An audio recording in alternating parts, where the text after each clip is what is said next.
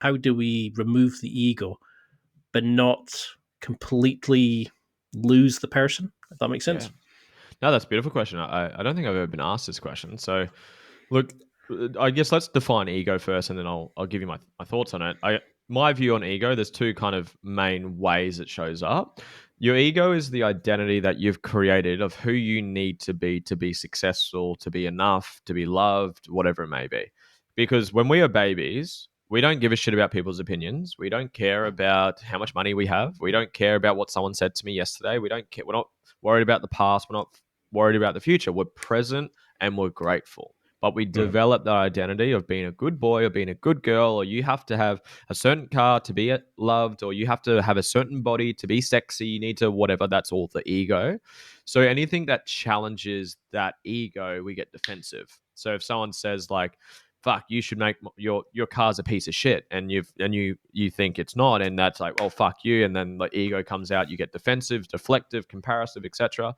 So it also, the other way I teach it is the ego protects you from pain. So kind of the same of what I just said, but it therefore protects you from healing because trauma, wounds, things haven't worked through are generally painful. So if I was to go ask or say something or trigger something in someone, ego generally comes up to defend it. So it defends the pain, but therefore protects you from healing through it. So when it comes to ego in that circumstance, I guess let me think about it for a little bit.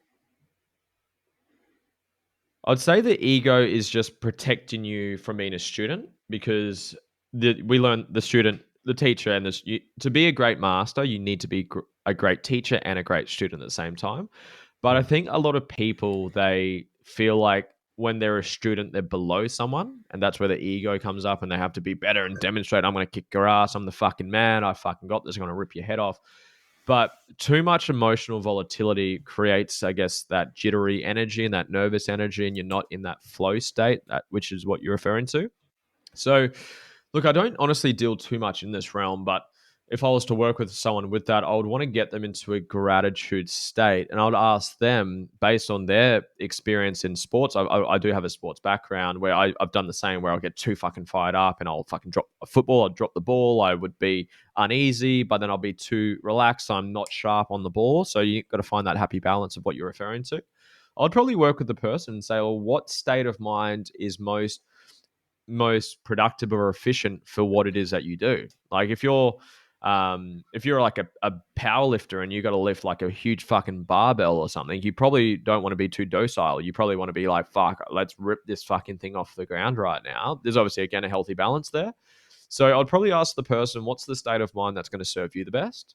And then I'd help them get into that state. So there's three things that dictate how we feel in the moment: physiology, language, and focus. So, what are you doing with your body language? What are you focusing on? And what are you telling yourself? So, I'd come up with what state of mind is going to serve you the best, because you don't want to be overconfident because you know that what happens, and you don't want to be too like slow and whatever because you're gonna be too slow. You're gonna get taken advantage of. So, I'd probably ask the person I'm working with what state of mind is going to serve you in this moment the most. And then we condition that and we come up with those three things. And you can, because the external world doesn't dictate how you feel. And that's what people think.